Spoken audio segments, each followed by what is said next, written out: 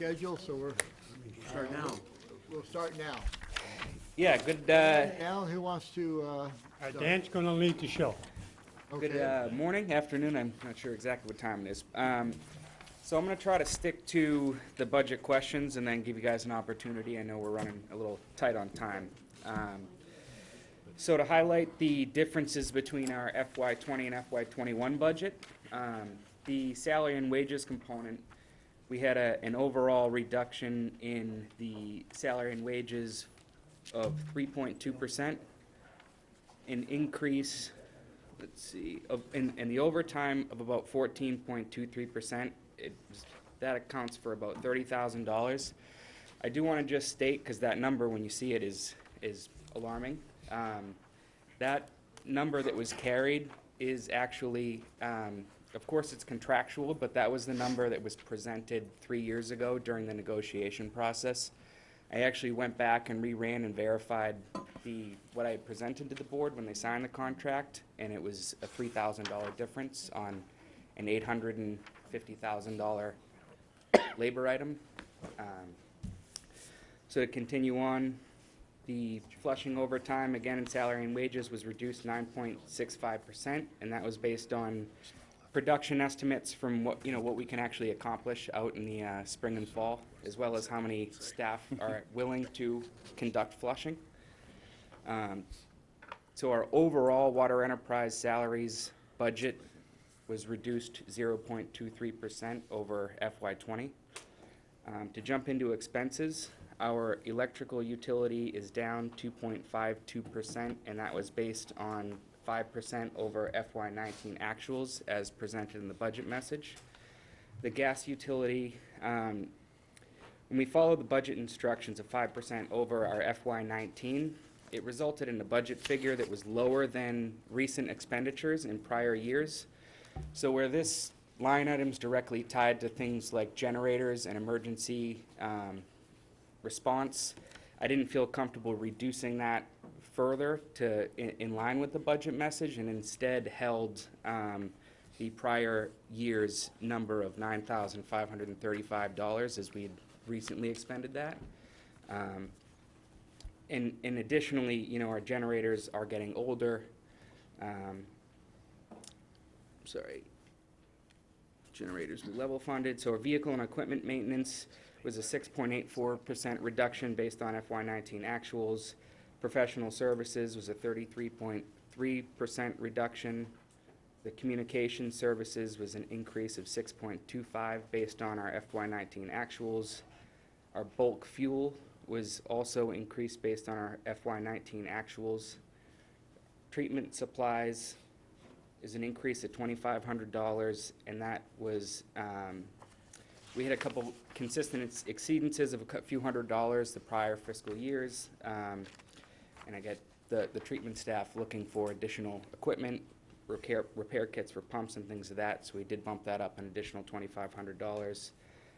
Police details, we saw an increase of 4.07%, which is $2,400. Again, the generators, we did have an increase based on prior year's expenditures.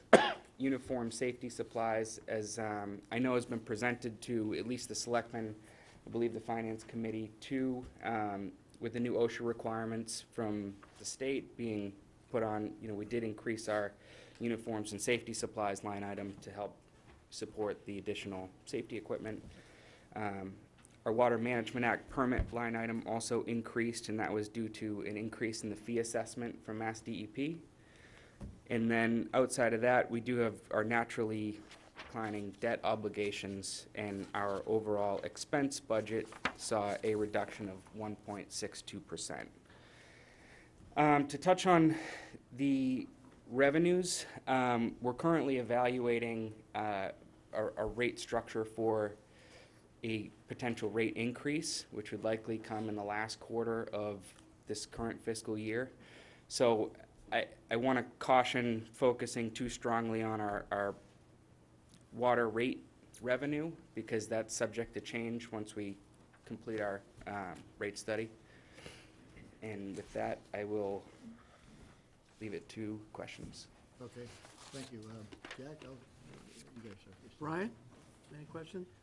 So I'm curious as to, you've reduced your personal services and supplies, what professional services Yep. and supplies, what does that cover? So that covers things like engineering services, legal services. I've been slowly trying to reduce that line item, really over the last 5 years. That was consolidated a couple years ago, and we've been slowly reducing it. It's my opinion that the more we can do in-house, the less we, go out for, the more efficient we can be. Ultimately save money by doing things internally, so that's trying to wean off of that as much as possible. That was the only question I had. Thanks, Dan. Great job and on running the department and for your involvement into the sewer enterprise fund too, and get involved in that. I know we're not going to talk about that, but I know you're heavily involved in that, and it's a great addition to that. Not really question. Only question I can see, you have a contribution of $723,000 for the reserve fund. Again, and that's tied to the revenue. The Board of Water Commissioners has voted to support a 10% increase for not increase, I apologize, strike that, 10% contribution to our retained earnings annually. So when we budget our revenue, and this is the exercise we're going through right now, doing our rate study, is what do we need to set our rates at to hit that 10% target and not exceed it? The $5.02 million that we're showing for water enterprise revenue for FY21 is not an accurate number. Like I said, we're still working on refining that. And had we gone into next fiscal year under our current rate structure, our revenue projections would show us not meeting our operating budget. So as a general contribution to reserve fund, the board is elected to try to contribute 10%. And how big is that the total reserve fund, that number there? No, the Or current balance is about $1 million, and it's 983 and change. About $1 million then. So this is a huge contribution this year then. Yeah, and that's not an accurate number. Okay, thank you, Dan. Angela? Thank you very much. Tom? No, I'm good, thank you. Alexis, you ready? Okay. Larry? Okay. Take it I'll over. turn over here, Steve. This is all ratepayer supported, right? I mean, this Yep. is, yeah, so it's a great job. Yeah, just following up on what Steve said. Just so the public understands, we can't take money from your enterprise fund because it comes from ratepayers, who may be the same as taxpayers, but if you achieve savings, it's not, you pay us for administrative overhead. And that's the relationship that we have. It's not that I'm not interested in this, but it doesn't really affect the overall endeavor of us trying to get at the $1.8 million for the general operating budget. But it's very comprehensive. Appreciate all your effort. Michael? Thank you. Can you just expand a little bit on the water rate increase? It's my understanding that it's not going to affect lower water users. It's going to affect more of the higher water users. Is that correct? So far as to where we stand, we had that discussion. Currently, we haven't finalized anything, and we are taking that into consideration. Okay. And if I can expand on that, so this has been, we've had really 2 presentations at Water Commission meetings relative to the rates. The first meeting, I presented 6 or 7 different rate scenarios, including some modifications to the base rate, modifications to different tiers within that. We took from that 7 or 8, reduced it down to 3 that we explored in greater detail at the last meeting. That still, neither of those 3 will still work to support the budget, so now we're going back after our last meeting to revisit it at our next meeting with different options. And then you also had a solar project in the works, or at least conversations, and a cell tower. Any update on those? So the solar project should be coming online soon.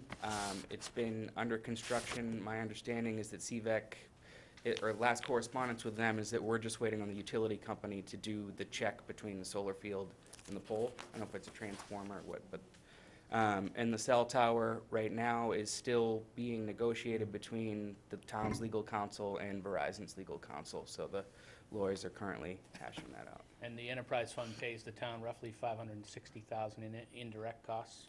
It's, Correct. yeah, it's 730,000 is for FY '21, and that covers the employees' health insurance and benefits, as well as administrative and costs associated with town hall staff, accounting, the finance department, administration, et cetera. Dan, I know when we hired you as a water and wastewater. That was in the description. So I just want to say how much I appreciate you finally being invited to the table and working through some of our problems in East Harwich. Thank you. Can only agree, obviously. Spending a lot of time together, Yeah. but thanks again. Yeah. Yeah, I have no further questions. all right, wonderful. Should I stay for wastewater, I presume? I'm You can, sure. presenting that, but I Oh, don't want to assume, but you doing that? I, what's that? Moving on then to wastewater. Joe, you want to start this discussion? Because a lot of this is in flux right now. So I certainly can, I just need to find the, oh, never mind. Go through this? So Dan has offered to start, so I'm gonna let him start. Okay, we'll let you start. Timing is everything. This one's a little bit bigger, so. Thank you. Can you read it? We did, okay.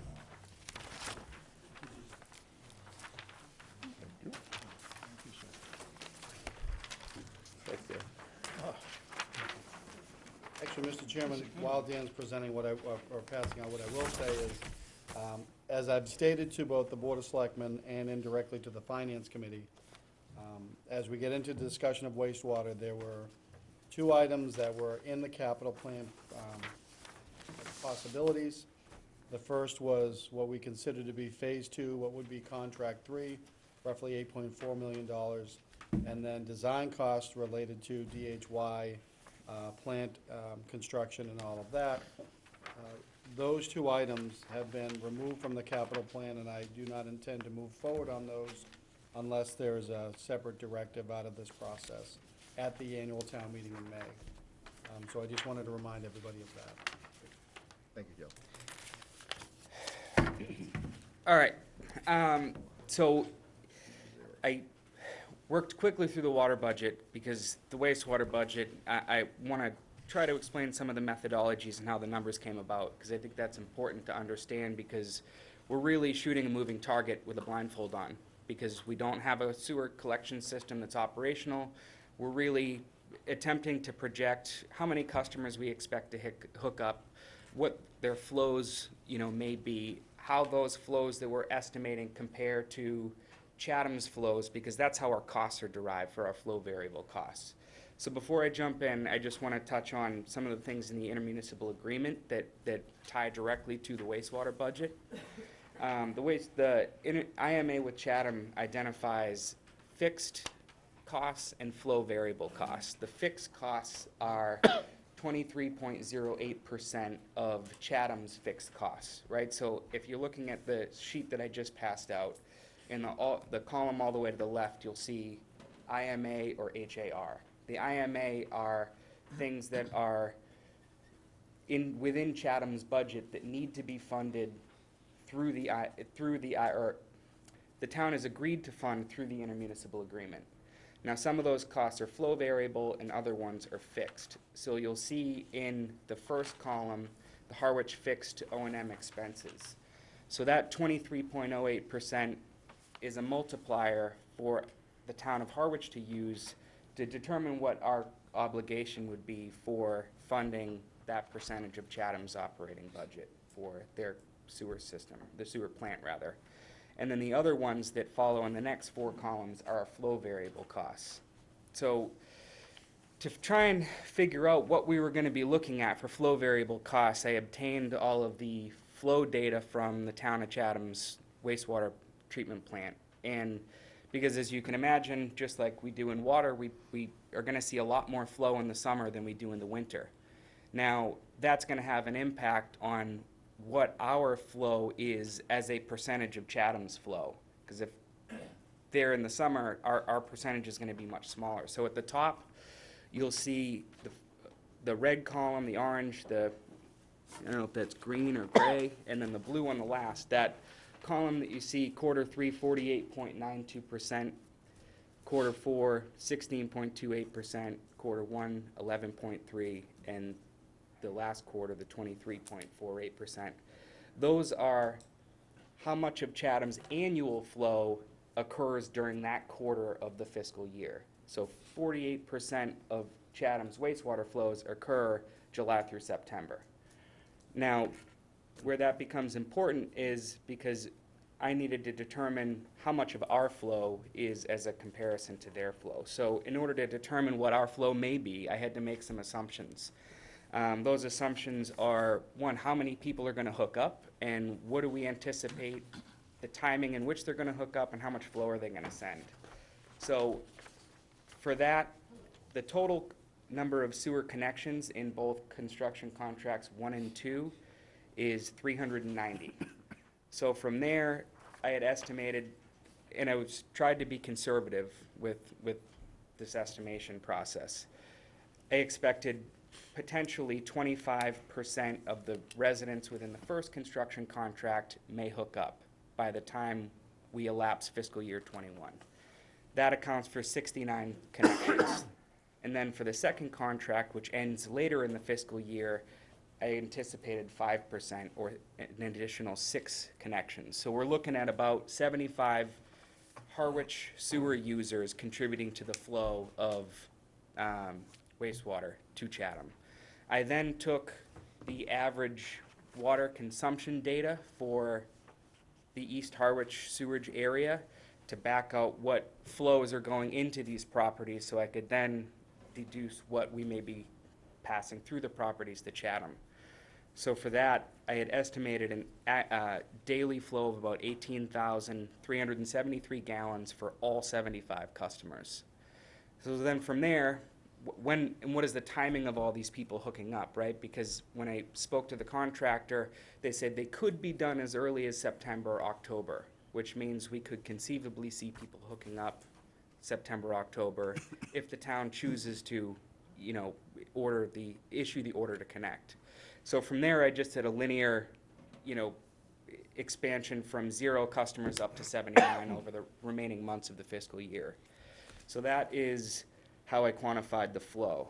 And then multiplied that times our percentage of Chatham's flow to get now our quarterly expenses for our flow variable cost within the IMA. Very confusing, I apologize. It's just a lot of numbers.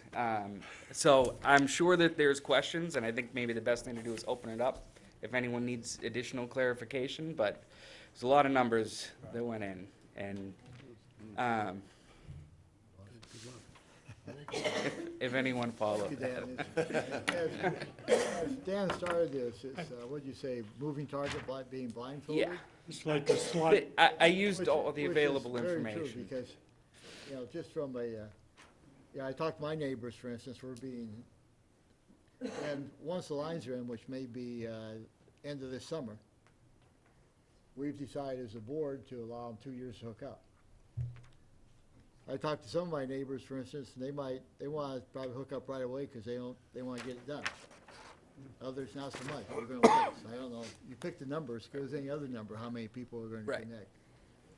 The issue is how do we transition this going forward? And that's a moving target. So I can't add much to what Dan said. Steve? Yeah, I mean, thank you for doing this, but I mean, it's sort of, you know, Had to happen. yeah, it's Yeah, sort of a guessing game at this stage of the game. I tried to use all the hard numbers I could in the process, Right. you know, with their percentages, and, you know, there's no historical data to go, Right, you know, exactly. build off of, so. We don't know what it will be as we move forward. Right. It just depends on, one, the timing of the project, but two, like Larry said, you know, when people hook up, and so, Couple of years from now, yeah, yeah.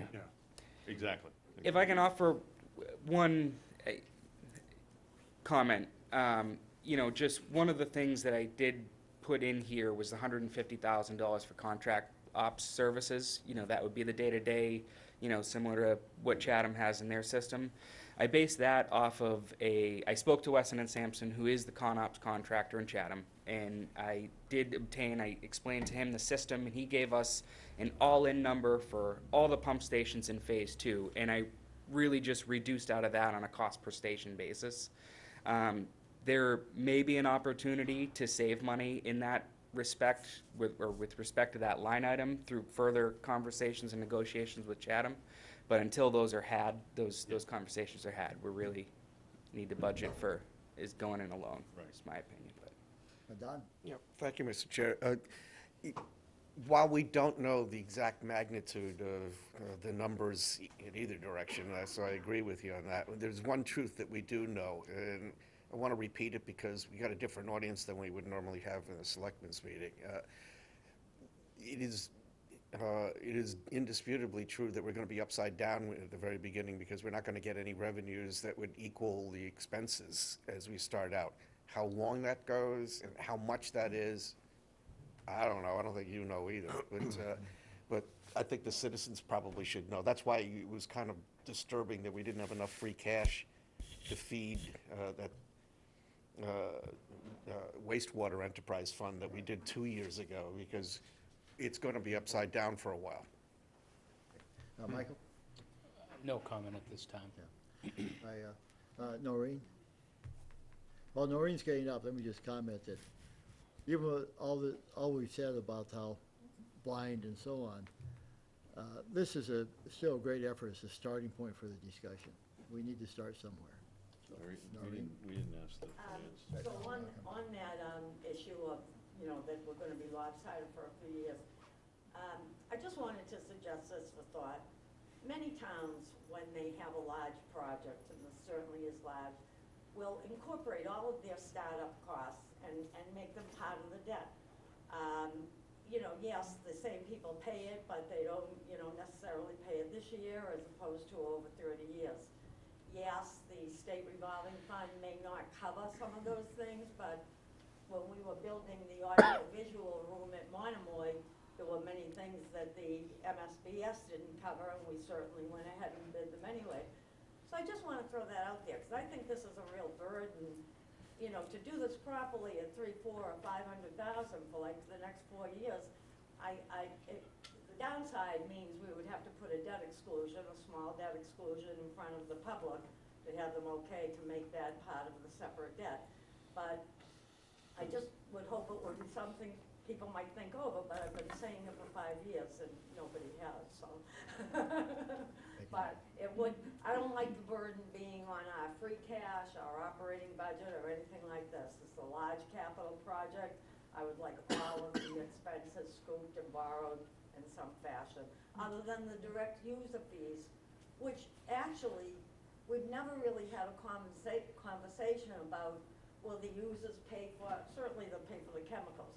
Will they be paying their share of the electricity? Will they be paying their share of, things like that? So there's a lot to sort out, and the users may not be paying for everything. Jack? Okay, I'll start. Thank you. It's again, you're shooting blind, so it's a starting point, and it gives us a sense of maybe scope, maybe the range where it's going to be at. Hopefully, your numbers are close, but from this point on, it just has to be tweaked and plus or minus as we go along, and you get some real numbers to fill in some of the blanks. Right. But thank you. Angela? I concur with your comment. I think it's great. John? Just again, a couple quick clarification questions. You're basically transferring headcount of half a person and 5.5 people from the water department to the sewer department. Yeah. So that there's no net increase of personnel initially for the sewer enterprise fund.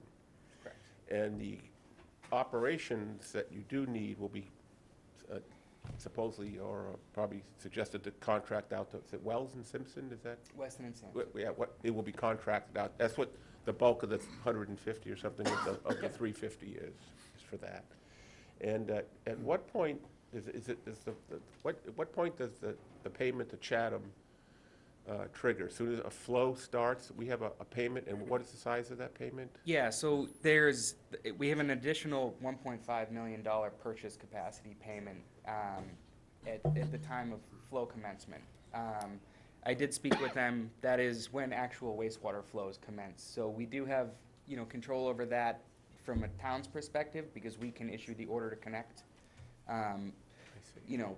I would say that we don't want to hang out too long to issue the order to connect after we accept the project is complete because we have maintenance or warranty clocks that start when we accept the project, and we don't want to have the warranty items timing out before we start, receiving wastewater flow. But we do have some control as to when we start flow, and that payment is due.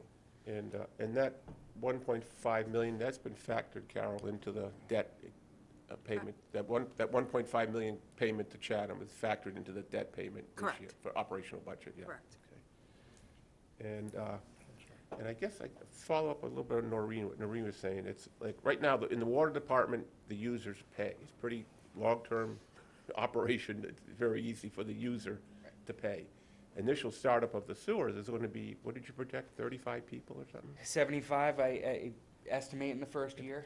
So, but that 75 is not going to be anticipated now to pay all the operational costs. No, and they're not gonna be able to. And really, when we think about it, the 23.08% that we purchased in Chatham is for all of the sewer customers in phase 2, and I believe phase 3 and 8 as well. So it wouldn't be until such time that all of the areas that we purchase capacity for that were tied in, that we would really, or I would expect to see a full offset of that 23.08% from user fees, until we get everybody hooked up that we had purchased capacity for. There's gonna have to be some sort of subsidy or And alternative that's funding mechanism. a 40-year hookup? Or No, well, that all ties into how everything is phased and when we construct. But you that, know. the phases right now is 40 years out, isn't it, rough? Or 30, is there? For the whole system. For the whole system. Right, yeah. But the East Harwich area Oh, alone. you're just talking East Harwich. Yeah, just Yeah. East, yeah. Okay, thank you, Dan. Brian? So just for my own clarification, when you have a small number of users come on at commencement, are you paying a lesser percentage of the projected 2308 that you bought? No. So it's a blanket number. Is there a back credit for unused No, capacity? so the way that the IMA is written and the way that deal was struck, and feel free if I'm misspeaking, but my understanding is that we have purchased that capacity. We own it, and now we are paying for Chatham to continue reserving that capacity for us. So even though we don't use it, we're still obligated to pay it.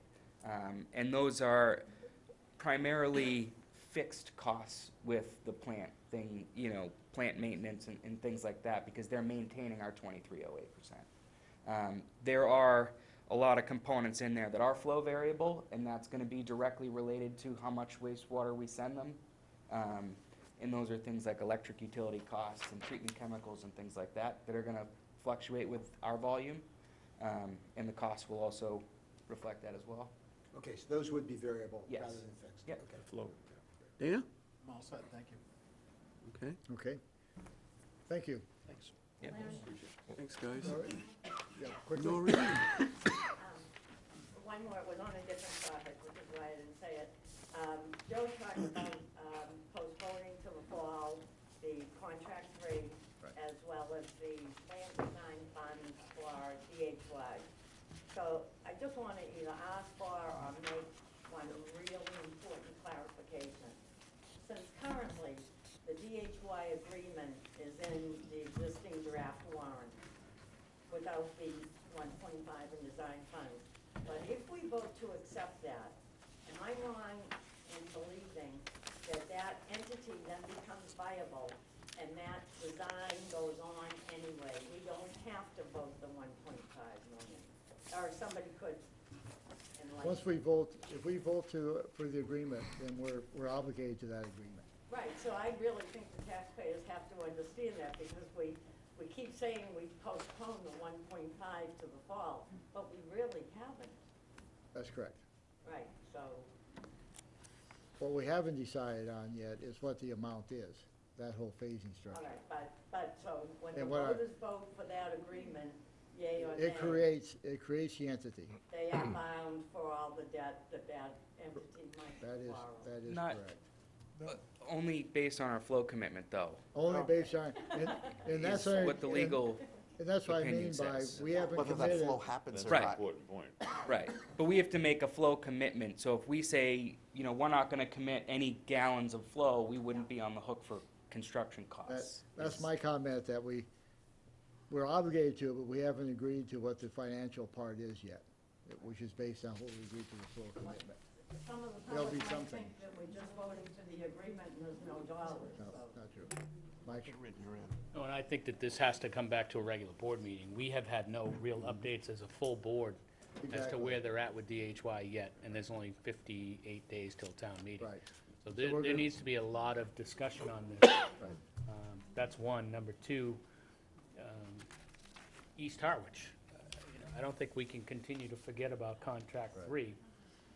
We need to have that conversation on what the 2 borrowings would be if we Agreed. obligate the town to DHY. We have some more debate to. And then third, we as a board have never discussed a fall town meeting, so I'm not sure where fall town meeting's coming from, but we haven't postponed anything yet and announced that we're having a fall town meeting.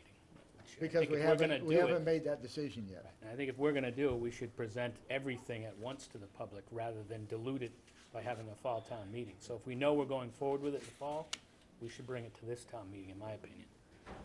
Linda, quickly? Quick one, the decision not to put in, contract 3 of phase 2 East Harwich and any expenses for the design for DHY was not the board decision, it was a town administration decision? Right. That's a yes or no? That's a yes. It was proposal on the budget. We haven't made a final conclusion on that from Board of Selectmen. But neither of them are in the draft warrant. Right. But it's a draft warrant. Don? Yeah, I don't want to get too deeply into this, because Michael's right, we need some dedicated meetings, but just so everybody understands this in a kind of very elemental way, DHY, through special legislation, is explicitly exempt from Prop 2.5. Anything that happens subsequent to our adoption of that agreement is a top-line bill that is sent to us. So if we do need a borrowing, or if we do have to appropriate, it'll be for the rest of the government, because what's going to happen is it's going to get deleted from our available funds, because it is not subject to 2.5, and it is not subject to a further vote of town meeting. They send you a bill, you pay the bill. Okay. Yeah, thank you. Yeah, and thank you all as well. Thanks. Moving on to the library.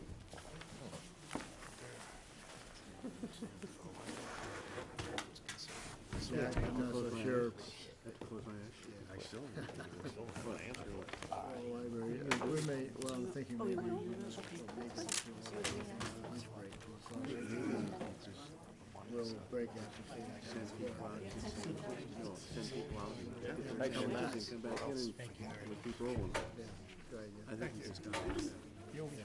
Thank you. Hey, give me your.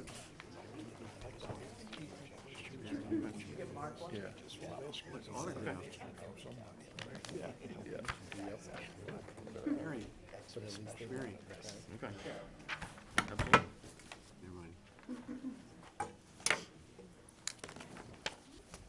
Good morning. Good morning. Good morning. You ready to go? As we I'm ready to go, begin, everyone knows Ginny Hewitt, our library director. My name is Mary Ward, and I represent the trustees here this afternoon. And what we have handed out to you is a little information that we're going to go over with you. The first thing that is on the top of your packet is a memo from the chair of the Board of Trustees to the Finance Committee and the Board of Selectmen. As an elected board, the trustees have a financial responsibility and the authority to review the budget as it's developed by the library director and to make recommendations and then to vote to adopt that budget that initially will be presented to the town administrator and to the finance director.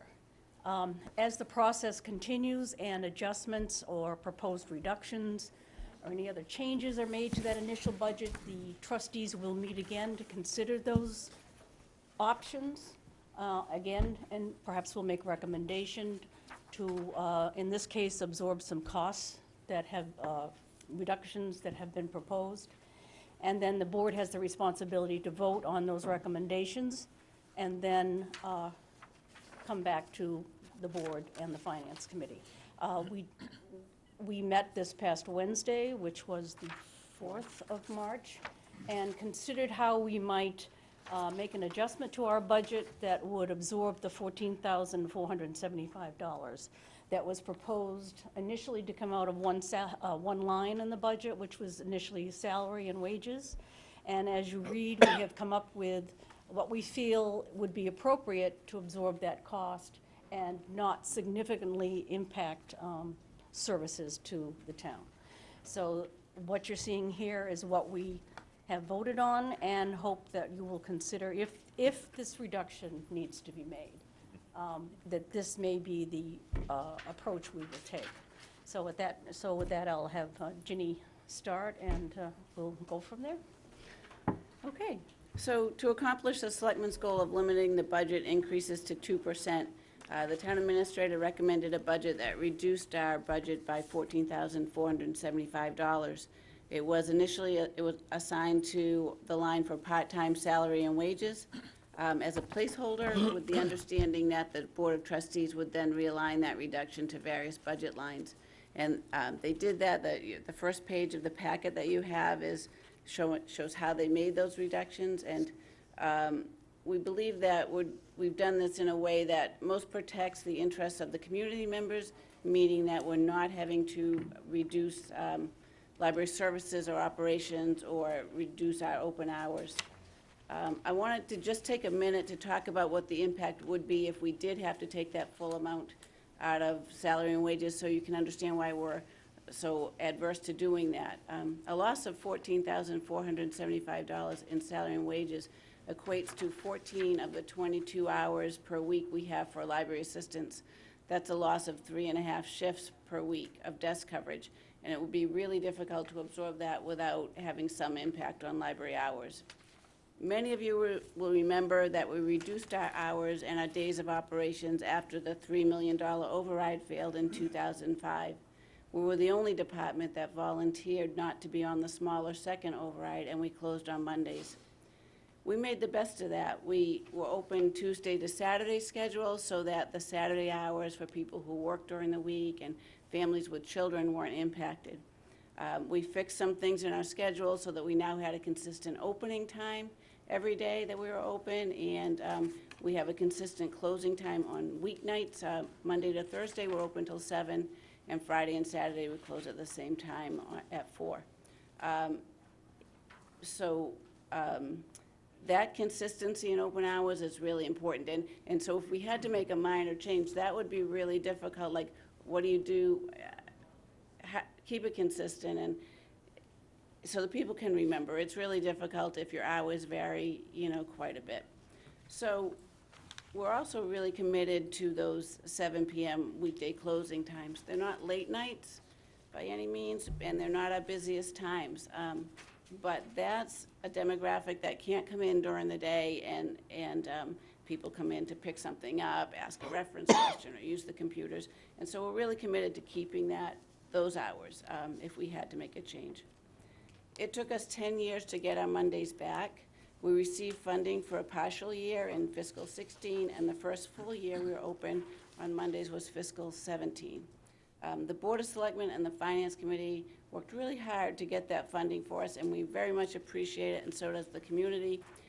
And so that's why, we're really committed to these, not reducing our open hours, or changing our schedule, and we think it accommodates the needs of various segments of the community. We're really fortunate that we're not going to have to look at doing that this year, and that's because this year, as we've been going through the budget process, there's been 2 major energy efficiency projects going on. The first one is a lighting project. Cape Light Compact replaced every fixture in the building with LED replacements. That project is projected to save $10,721 per year. We're being very conservative and we're only applying 50% of that projected savings, just so we make sure there's actual savings to the fiscal '21 budget. The other project involves the replacement of boilers for the heating system, installation of an energy management system, and other HVAC improvements. And that is projected to save $5,594 per year in gas and electric use. Again, we're being conservative and only applying 50% of that projected savings. So there's a few other minor reductions here, some things we had added to our budget or requested to be added in that we're reducing. And then the other major change in expenses is because our overall budget is down, we can recalculate and reduce the amount required for library materials, which is books, audiobooks, videos, and things, materials borrowed by the patrons. And there's a state standard for that. So with the overall reduction of our appropriation, we can reduce that amount. So that leaves us with only $3,075 to come from salary and wages. So what the trustees have voted to do is eliminate one line in our part-time, in our salary and wages that it's listed as overtime, but it's really for the library to be open on days that the selectmen have declared as holidays. And that tends to be around Christmas and New Year's, when there may be, depending on how it falls in a year. If we're open on a holiday, that means by union contract, people with benefits get paid a time and a half, and they earn another comp day off that we have to cover that time. So, so that we've had this in the budget maybe 5 years. And then the result of that, of all of those, leaves us with only $1,500 that we need to take from our substitute line. I think that, what was I going to say, when we get, if someone's out for a lengthy period, we could have a problem, but I don't expect that to happen. If we have to, we can evaluate that mid-year by doing things like reducing the number of programs that we're doing, or outreach activities, or collaboration with other departments, not canceling story time if someone's out sick that day and not calling in a substitute. But I really don't think that we'll have to do that. I think we can manage that reduction. I don't expect it to be a problem. We should be able to manage that. I wanted to make the point to you that even with this reduction, we will still meet the municipal appropriation requirement and other state standards for library certification. And I also wanted to let you know that before I proposed these reductions to the Board of Trustees, I discussed it with the town administrator and the finance director about applying this conservative application of the projected savings for the energy projects, and they both concurred with that approach. So the second page of what I gave you shows the summary of the budget and the revised budget. Just the overall change.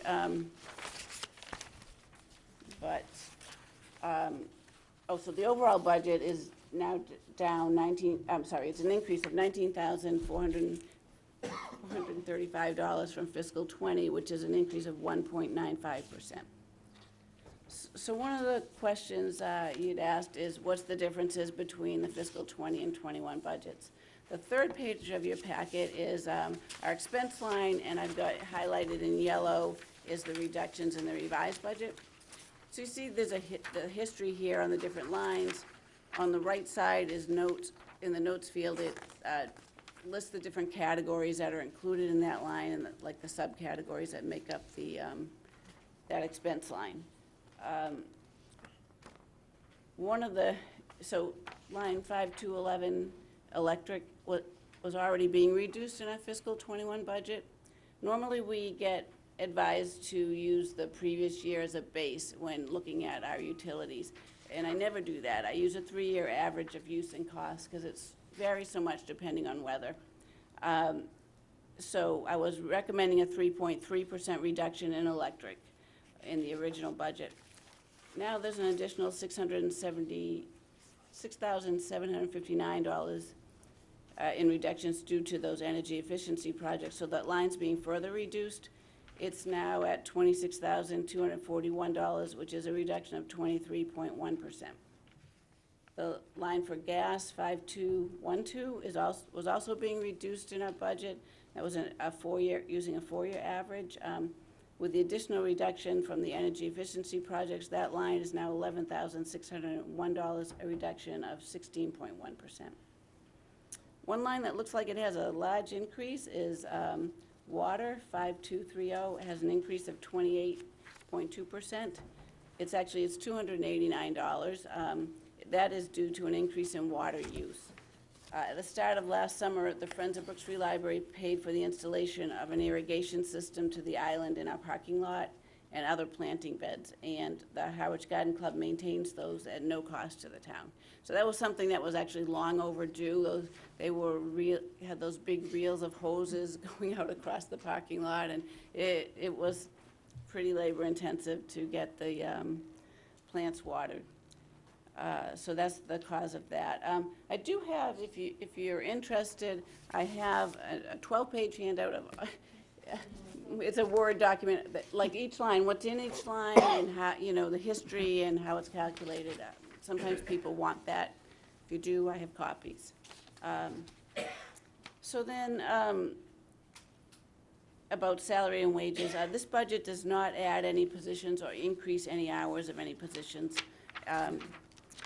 The budget is based solely on the provisions of the Harwich Employee Association contract, the personnel bylaw, and a 2% cost of living adjustment. The last page of the handout is shows our organization chart. So you can see our staffing levels and how we're structured. We have 27 staff members, which sounds like larger than it is because we have so many part-time people. We have 7 full-time, 8 part-time employees that are in the Harwich Employee Association, and we have 12 library assistants, and those are substitutes and staff members who work on an irregular basis, less than 6 hours a week. So our full-time equivalent is 11.9 staff members. So again, I discussed before about how we're reducing our budget by eliminating that holiday hours overtime line and reducing our substitute budget. I don't expect that to be an issue. Our salary and wages line is an increase of $23,908, which is an increase of 3.4%.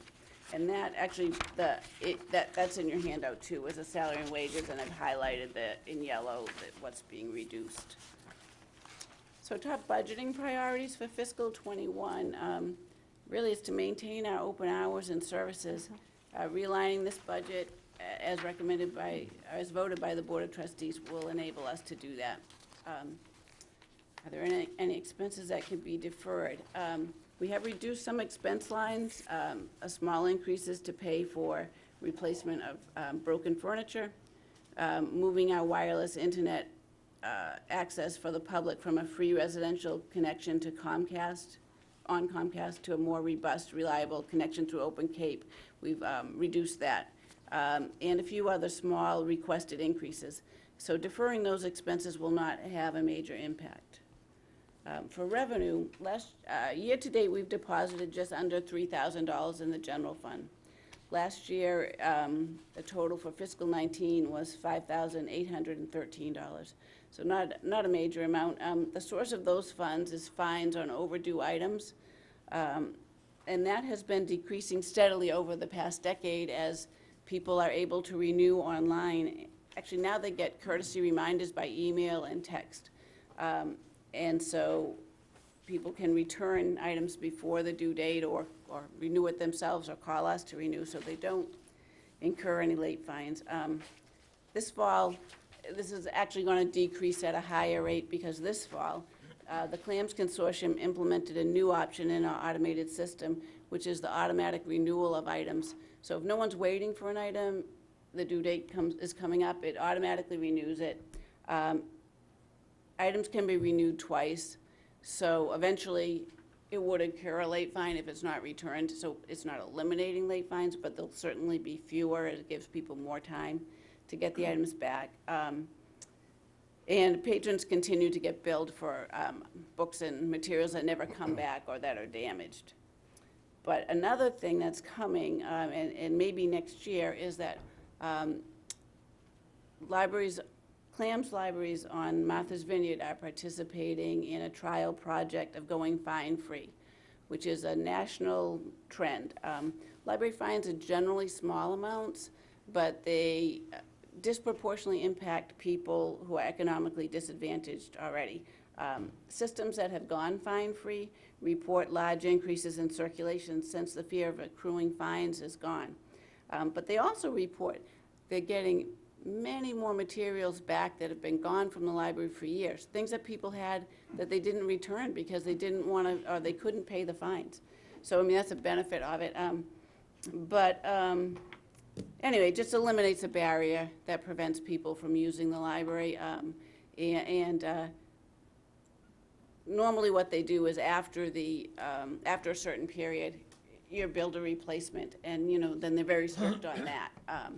It just eliminates the daily or weekly, you know, if you missed a week of getting to the library, you're not accruing fines as easily.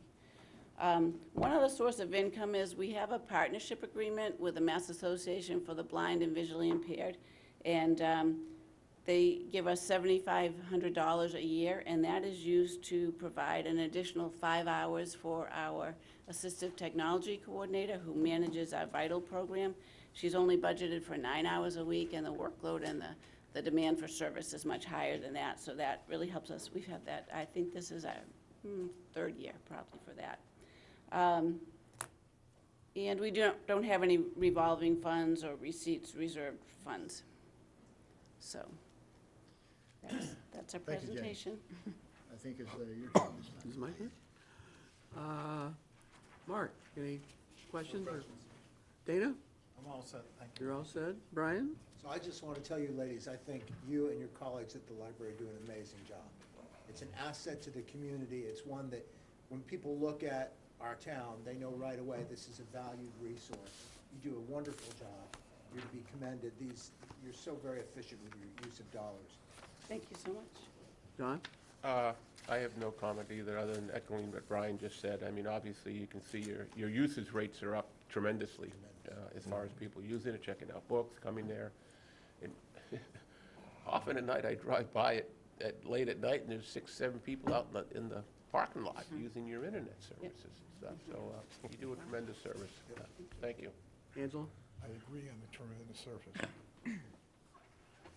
I'm good, thank you very much. And I'm no comment. Smart man. Steve? As you know, I'm the liaison to the library board, so thanks so much, Jenny in particular, but the trustees as well, on working on this budget and coming up with, you know, what is a nice compromise, and if we're able to reduce the impact, we'll give that a good try. But thanks for participating in this. Don? Thank you, Mr. Chair. I just want to take the opportunity of mentioning something that Leo Deal said to me about 25 years ago, and it's still true. This was before we rebuilt the library. You can always tell how a community values its citizens by its library. And what was said before, we have excellent representation by you folks. Thanks, John. I want to say, so I moved here in '99. I was started as a reference librarian for a year before the director's job opened up. And that's one of the things I looked at. The library had just been renovated. I was leaving Stonehill College that had just renovated their library too. And people said, why are you doing that? Well, this is a town, this is like the opportunity for me and my children here. You know, the community center was just about to open. The school system, it was like getting a private school education, I felt. You know, this is a town that cares about its citizens, and so I agree with you. Thank you. Michael? No comments. Thank you very much. Great job. No, great job. I just have one question. Is Open Cape competitive with Comcast? Sure, we pay a reduced rate too. So, we pay, our staff connection is part of our CLAMS. We need a dedicated connection with CLAMS, so they provide that for the libraries using Open Cape. But our public connection is now on that as well. We're paying $118 a month for that. Okay. And I understand it is competitive maybe with the, I'm not sure exactly what the business class is of, That's for not, that's Comcast. great news, because they've struggled being competitive with, in It's a other- discounted rate, though, it's Yeah, not with what a businesses business would certainly, pay, so yeah. that's But- good news. But the other thing is, it's how it's structured and their infrastructure, I guess, and that it's more reliable. After the tornado, I don't know, we were one of the few places around that had any internet connection, and that's what we want it for. But in order to provide public internet access, to provide public Wi-Fi, we put it on our Open Cape connection, and we don't have enough bandwidth for that. So it kept crashing the system. We had to decide, do we want to provide public Wi-Fi or have our public wired computers on? And we went with the Wi-Fi, and we took the wired computers off, because we have laptops and Chromebooks we could lend to people, but it really, everyone was coming in with their own devices. So this is why we're looking at moving, having all of our public system on Open Cape, so that we have it for, they don't even have, it's more reliable now, but in the future, it'll be even better with their microwave backup system is working. I think it's being tested now. It's on all the water towers along Route 6, and so municipal traffic will, of course, be a priority on that, so we'll really definitely have internet access when other systems are down. Thank you. Thank you very much. Thank you. I think what we'll do is we'll do the town clerk presentation, and then I'd like to break for lunch, and Jack and I have talked, and we're actually in agreement that we'll ask you to grab sandwiches and bring them back here, and we'll continue on, since we're so far behind schedule. Did I state that? You're in agreement, right? Absolutely. Let's see, I think town clerk is on next. Yeah.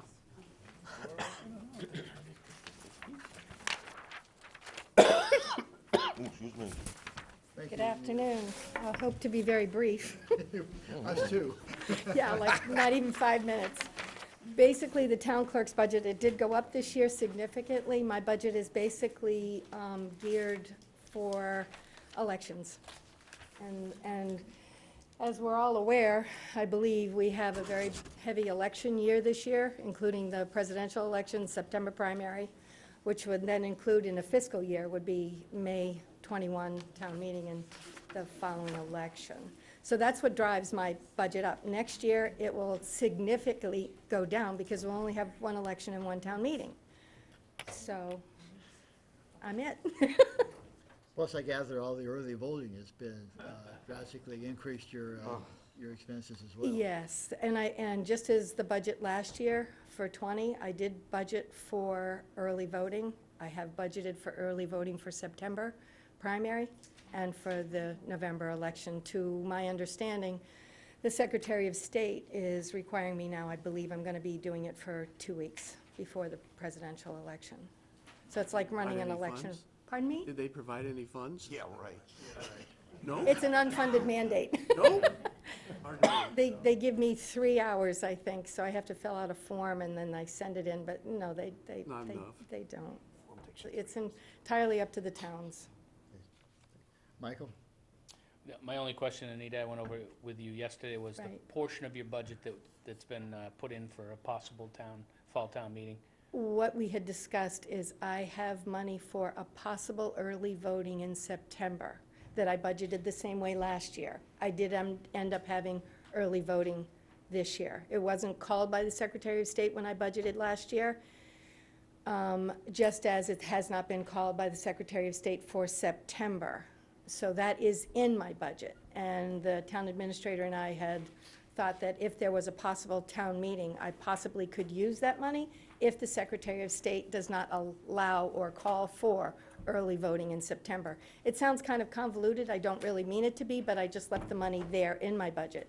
If the Secretary of State calls for early voting in September, then that monies will be used. So, and my only point to that was, if that doesn't happen and we're looking for money to try and restore some of the other budgets, why wouldn't we if she got the mandate, or if we had a fall town meeting, why wouldn't we do a reserve fund transfer for that, rather than build the money into a budget for a maybe? I could go either way, Good it's point. not a lot of money. That's a very good point. Good I point. budgeted the same way, though, last year, Michael, just in case that the Secretary of State would call for early voting, but whatever you would decide to do, I have no problem with it. It's worth considering. Pardon me? It's something that's worth considering. I mean, Sure. I thank you for being willing to let us consider it, but, Sure. you know, because we do have a couple of departments here that, And I would be more than, I'm a team player, and I'd be more than willing to help out. Don? Thank you, I have nothing, appreciate it. Thank you, Tom. I always appreciate after the election of reading the results very quickly when I read the newspapers and others are struggling after a couple of weeks or months to get results. So what a great job you guys do. Thank you. I'd like to thank all the election workers and the people that work with me, plus my office staff. You're only as good as the people that work with you, not for you. Mark? No question. Dana? Brian? No question. John? No questions? No question. Angelo? Tom? No questions. Well, you exceeded expectations. Yeah, 5 minutes, I'm done. This is good. Thank you very Thank much, you, gentlemen. Anita. Have a Let's good take a weekend. break and let me ask you to grab lunch and bring it back here and we'll continue.